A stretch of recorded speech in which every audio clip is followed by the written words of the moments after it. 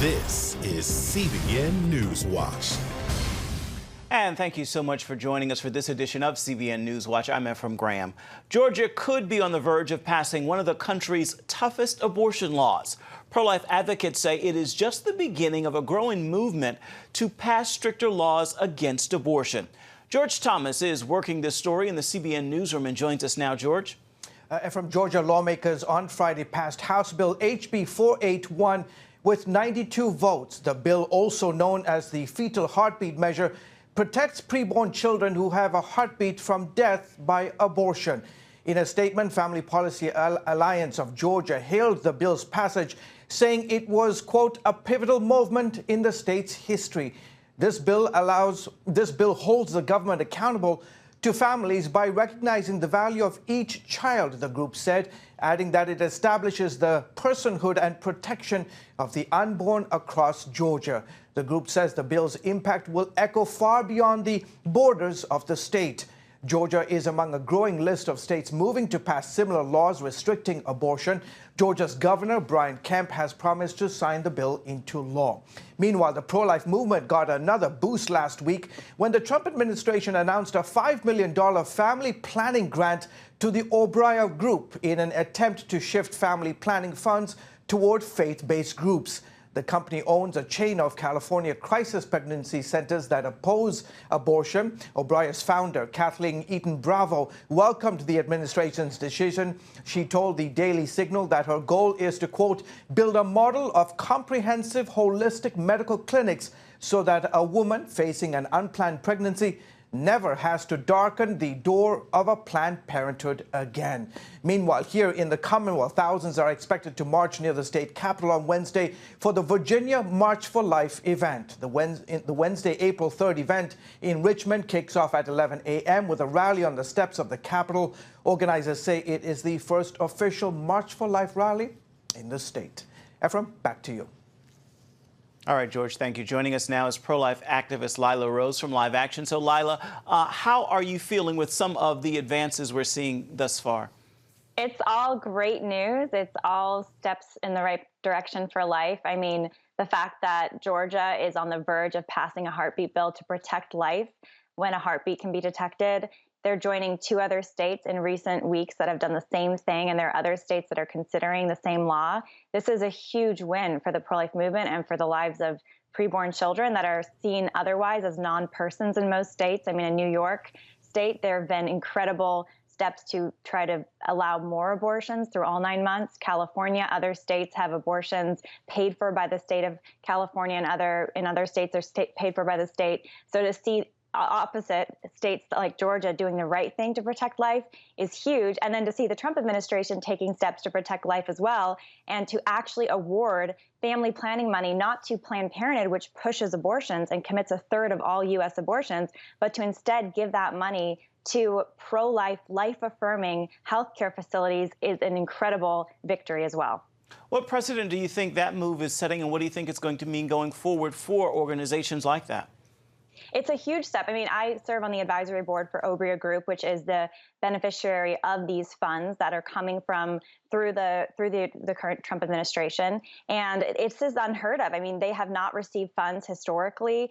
Historically, these funds have gone to Planned Parenthood. They've gone to abortion facilities that are making the abortion rate higher instead of actually limiting abortions. And ORPHAN'S Group and other pro-life healthcare groups like them are actually looking for abortion alternatives. So they're providing real authentic choice to women. So to have the government finally notice this, and again, this was the promise of the Trump administration to stop the forced taxpayer funding of Planned Parenthood, but the fact that they're re-rewarding the money to pro-life health centers is wonderful. I hope that this trend continues. There's a lot more money that Planned Parenthood is currently getting through Medicaid, through other funding streams that I think should also be stopped. And instead, that money could potentially be awarded to pro-life health centers as they get up and running. So I think it's a huge step in the right direction. And I'm also concerned, though, for 2020 and future elections, because a lot hangs on future elections. I mean, this is the power of an election, to see the good use of government funds as opposed to the use for pro-abortion groups. And turning it to elections, what are lawmakers across the country doing, in your estimation, to protect the unborn? What else? Well, the heartbeat bill, I think, is the most cutting edge of all the legislation that's been being passed. So the fact that Georgia is about to pass it, Governor Brian Kemp has said that he'll sign it into law. Kentucky, Mississippi have passed recent bills. This is a huge step in the right direction for the pro-life movement. Historically, our movement has focused on far less aggressive steps. So, for example, in the 90s, it was a partial birth abortion ban, which was a federal ban that was attempted to stop the gruesome partial birth abortion procedure. The problem with that is late-term abortions are still happening legally in many states across the country. So the fact that the states are taking into their hands to protect life within their own jurisdiction is a huge thing, because federally, because of Roe v. Wade, because of Doe v. Bolton, because of other cases, Supreme Court cases, the federal restrictions on abortion are non-existent. So the fact that states are taking into their hands is a good step. I do think that this could lead to a challenge, legal challenges for Georgia, for these states. And so we are looking to the Supreme Court. The recent nominations and appointments of Kavanaugh and Justice Kavanaugh and Justice Gorsuch are a step in the right direction. We're hopeful that they will be life-affirming justices, but we're going to have to see how this all plays out when it comes to the Supreme Court, because that's where it's heading next. Indeed. Lila Rose, thank you so much for your time. Thanks for having me. House Judiciary Chairman Jerry Nadler is preparing a subpoena for the full report from Special Counsel Robert Mueller, but he has not said whether he would do so before Attorney General William Barr releases the redacted version. Democrats had set a deadline for Barr to release the report tomorrow, but he says it will not be ready until mid-April. The Trump administration is cutting aid to El Salvador, Honduras, and Guatemala. It comes as U.S. Border Patrol agents say they've reached a breaking point at the border. Friday, the president threatened to close the southern border. He also criticized Mexico and several Central American nations for failing to stop migrants from heading to the U.S. Border Patrol Commissioner Kevin McAleenan said many are single adults trying to escape being captured. While 65% of crossings are now families and children who most often present themselves to Border Patrol agents, 35% are still single adults who try to evade apprehension at our border. And within that flow are thousands of criminals, smugglers, gang members, and public safety threats that we're sworn to protect this country from. Border Patrol agents encountered or apprehended more than 100,000 in March. That is the highest monthly figure in more than a decade. Former Vice President Joe Biden is defending his conduct, saying he doesn't believe he's ever acted inappropriately with women. Even before entering the race, the Democratic presidential frontrunner is facing a firestorm from his own party. He's being accused of touching women inappropriately. But the allegations are not new. The issue is being reignited by Nevada Democrat Lucy Flores, pointing to his actions at a rally in 2014. I feel Joe Biden put his hands on my shoulders, get up very close to me from behind, lean in, smell my hair, and then plant a slow kiss on the top of my head. It's been dismissed as if it's just Biden be Biden, boys will be boys, no big deal. It is a big deal. Biden says, in many years on the campaign trail and in public life, I have offered countless handshakes, hugs, expressions of affection, support, and comfort. And not once, never, did I believe I acted inappropriately. If it is suggested I did so, I will listen respectfully, but it was never my intention. And we'll have more on this story this evening, as well as some other headlines from our Washington bureau on Faith Nation. You can watch it right here on the CBN News Channel. Brazilian President Jair Bolsonaro is in Jerusalem. He's looking to boost relations with Israeli Prime Minister Benjamin Netanyahu. It comes just days ahead of Israeli elections. During his three-day trip, Bolsonaro was expected to decide whether to follow through on a promise to move the Brazilian embassy from Tel Aviv to Jerusalem. But he offered no public comment on the embassy plans during a news conference late Sunday. The Brazilian president did, however, announce plans to open a trade and innovation office in Jerusalem. Netanyahu called Bolsonaro a good friend and says Israel and Brazil have entered a new era of relations. The two leaders wrapped the trip with a visit to the Western Wall. And with elections in Turkey underway, Turkish President Recep Tayyip Erdogan's political party suffered a major defeat Sunday. The president's Islamic-based Justice and Development Party lost control of Turkey's capital, marking a significant setback to Erdogan's 16 years of power there. The opposing party, the Republican People's Party, won control of the city with more than 50% of votes. Thousands of supporters celebrated the party's win, saying history is being written. Voters are now waiting on ballots to be counted in Istanbul, which could determine the race.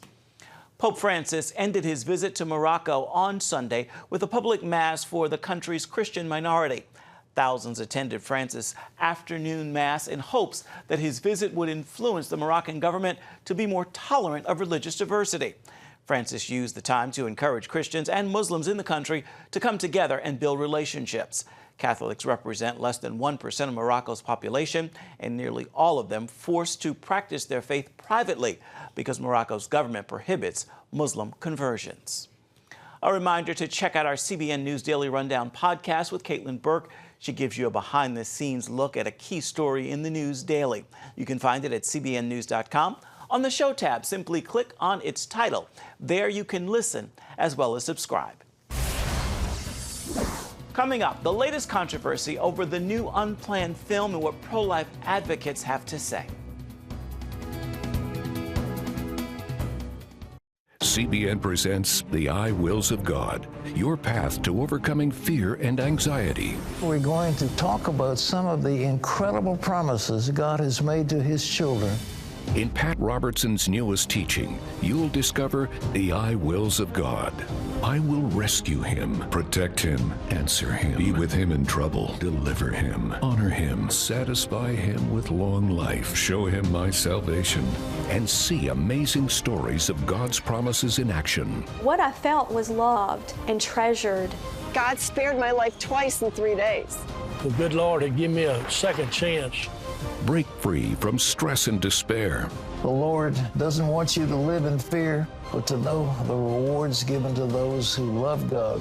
Call 1-800-700-7000 or visit cbn.com. The I Wills of God, your path to overcoming fear and anxiety. Hello, I'm Terry Newsom. Did you know there are more than 148 million orphans in the world today? 148 million. But it was 3 little girls that taught me about the plight of orphans. My husband and I spent nearly a month immersed in the daily activities of a Ukrainian orphanage as we waited to adopt 3 sisters. I saw firsthand the utter loneliness, the pain of rejection, and the overwhelming desire to be loved. That experience changed me forever. And out of it grew a ministry from my heart called Orphan's Promise. Today, we're helping orphans and vulnerable children in more than 50 countries worldwide. Thousands of children are now in safe homes. They're being educated, and they're learning life skills. I'm asking you to join with me and become family to these children. Will you call the number on your screen right now? Because every child deserves a chance to be happy. The new pro-life movie Unplanned is sparking controversy in more ways than one. The movie tells the true story of former abortion clinic director Abby Johnson and uncovers shocking truths about America's abortion industry. It brought in $6 million and took 5th place at the box office opening weekend. That came despite several attempts to block the film, including television networks denying them the opportunity to purchase ad time. And even in its opening weekend, controversy sparked after Twitter banned the film's account. Many pro-life advocates outraged, claiming Twitter CEO Jack Dorsey as having pro-abortion bias. Twitter did later reinstate the film's account, saying, quote, "It does not appear to violate the rules." Joining us now is Media Research Center's Vice President of Business, Culture, and Tech Watch, Dan Gaynor. Dan, this is just one of the most recent examples of censorship bias on Twitter. What's your thoughts? Well, I mean, Twitter is consistently the worst of all the social media outlets. There's no pretense. I mean, this is not the treatment that liberals receive. Planned Parenthood or abortion movies don't get shut down. Their accounts don't get shut down on their opening weekend. You don't have people who try to follow the account and it automatically unfollows you. Yeah, I mean, there's a huge uproar on Twitter, and Twitter's response is always the muted, "Oh yeah, okay," and they move on. Imagine the media outrage if this happened to some sort of left-wing account. It's simply the way it is. Twitter is in no way, shape, or form a neutral platform to conservatives. In light of what we're seeing here, does the company need to reevaluate its policy? Well, I mean, the company needs to, but it won't. So then the question is, what can happen? I'm not a lawyer. I don't play one even on TV. But certainly, if I were the Unplanned movie, people involved in that, I'd be talking to lawyers. I'd be talking to Congress. The Free Speech Alliance that the Media Research Center heads up has urged the new Attorney General to get involved in looking into these companies and seeing the biases against conservatives. And I certainly think this is one of the cases where they need to look at it and say, this is the way things are, and they're only getting worse, it seems. Turning now real quick, we are seeing that Google is coming under fire in Brazil for trying to manipulate the research on the opposition leader, Jair Bolsonaro. What do you make of this? Well, all of these companies are running into global problems. And to some extent, I feel sympathetic toward them because every country has different rules, different language. When you're a global platform, it's a major requirement. I saw for Facebook, it's something like 100 different languages that Facebook has to handle across the globe. That's a lot. Inevitably, you're going to run into content problems. And we saw this weekend where Mark Zuckerberg from Facebook is calling for global regulation of content. We're heading down to very scary territory here. And the more countries get involved in this, the more these companies are looking for a one-size-fits-all solution. And I'm not convinced that there needs to be or ever could be that would work. So looking back over the course of recent years, do you think that media bias is getting worse? Well, I think the best and worst thing about social media is that social media made media bias overt. Gone are the days where you could do an analysis and reporters would be surprised that someone was looking at their content and writing it up. Now, they all have their own platforms. They all are on Twitter or Instagram or Facebook or YouTube or wherever. And it's almost encouraged them to bring out their biases. And since reporters and editors and producers are overwhelmingly liberal, vote overwhelmingly Democratic, it's really proven to be a boon for people who do what we do. But at the same time, it's very divisive for the country. All right, Dan Gaynor with Media Research Center. Thank you so much for your time. Thank you. It's been a pleasure. Still ahead after the break, we're going to sit down with the author of an exciting new book that gives readers a unique look at World War II. And as we go to break, here's a look at what's trending at CBNNews.com.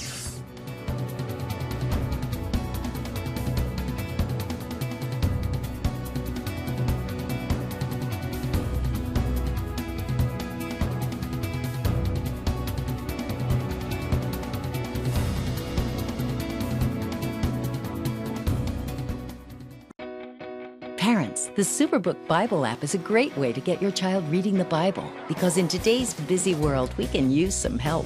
The free Superbook Bible app has fun stuff your kids will love. They'll have a blast learning the Bible, playing great games, watching cool videos, discovering heroes in the Bible. They'll have fun while they learn God's Word. The Superbook Kids Bible app, available now. Life. It's meant to be lived fully. Jesus said it. I came to give you life. Life to the fullest. Life in your family. Life in your finances. Life in your body, mind, and spirit. Life in your everyday.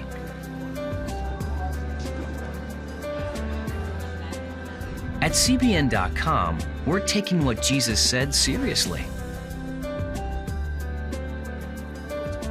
We're here to help you discover life. Life.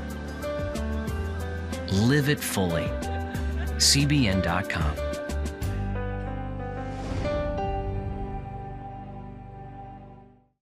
Discover the I wills of God.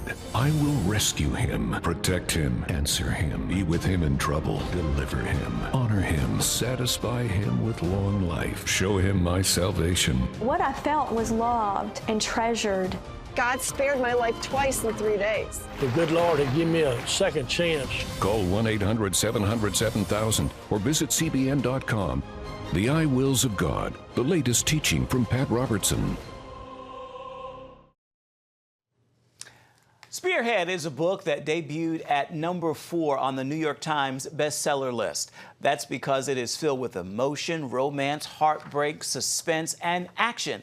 And it beat most fights in fiction bestsellers. Paul Strand spoke with the author. We're speaking with Adam Makos, author of the book Spearhead. It's an exciting story about tank warfare in World War II. Adam, why should people care about wanting to read about some tank guys in World War II? They led the way to victory, and a lot of times I always thought the paratroopers or the infantry guys were the first in front, but really these men in the Spearhead division, that was their specialty, piercing through the enemy lines and driving behind the enemy lines and winning these big battles. But with it, there was a big downside. They lost a lot of men, a lot of tanks. They paid a lot of sacrifices. You concentrate on this one crew that has this guy Clarence as the guy who shoots off the guns all the time, and they were special in the fact that they got a tank that was better than all the others right towards the end of the war, right? That was an important part of how they managed to survive their battles. We had this Sherman tank, and we thought it was the best tank ever, and then the Germans just kept getting bigger and better, and they were beating ours around. So as an emergency measure, we had to rush these 20 Pershing tanks to the European theater, and our hero Clarence got one of them. He was just a 21-year-old corporal from Coal Country, Pennsylvania, and now he's given the most advanced tank in the American arsenal, the only tank that can go toe-to-toe with the Germans. And with that comes a new responsibility. He has to lead the way in every attack since then. Since one of his biggest motivations was surviving the war, that was always on his mind. So they got to Cologne, and it was important that they take the city of Cologne in Germany, and there was a tank, a Panzer tank, that was sort of waiting for them there, right? And they got into a one-on-one duel. And what was it about the American tank that ended up allowing them to survive the fact that the Germans could have shot the first shot? The difference really was that man, Clarence Schmoyer, the gunner of the American tank. You see, he knew that he had to shoot first and shoot straight and not miss, because if he missed, somebody in his crew was going to die, and his crew was his family. He used to say, we're a family locked in a sardine can. And wasn't it also a fact that the German guy in the tank, he thought because this was a new American tank, he thought it was maybe one of theirs. He wasn't sure that he was about to kill a German tank. Clarence had an advantage that day. The German hesitated. A millisecond could be the difference in a battle like that. They say it was like a Western gunfight in the streets of Cologne. And one of the saddest things is just before this one-on-one battle, a civilian car drove through, and both sides started to shoot at it, right? And what happened with that car? They shot and they wounded, and then later she died. A civilian woman. Her name was Katharina Esser. She was just a grocery store clerk, but she was driving through the city trying to flee the city of Cologne. And then that was on Clarence's mind for decades. And tell me how it finally ended, that with him and one of the Germans from that tank meeting in Cologne, and what did the Germans say to Clarence to give him peace finally about the way that woman died? It stayed with Clarence for decades, and eventually he had to talk to somebody. Now, his whole crew had all died by then. Who was left? Just the man he fought against. And so he traveled to Germany, and in front of the cathedral, he and Gustav Schaefer, the young German tank gunner who was back then was 18, who was battling him, they put their arms around each other, and Clarence said, the war is over, we can be friends now. Gustav said, here's where my tank was, here's where Clarence's tank was. And these men said, this is where the mistake happened. And Gustav said those beautiful words that would later give Clarence peace. He said, Clarence, it's war. It's in the nature of it. It can't be undone. War was what was responsible. War was what took her life. Well, thank you so much, Adam, for telling us about it.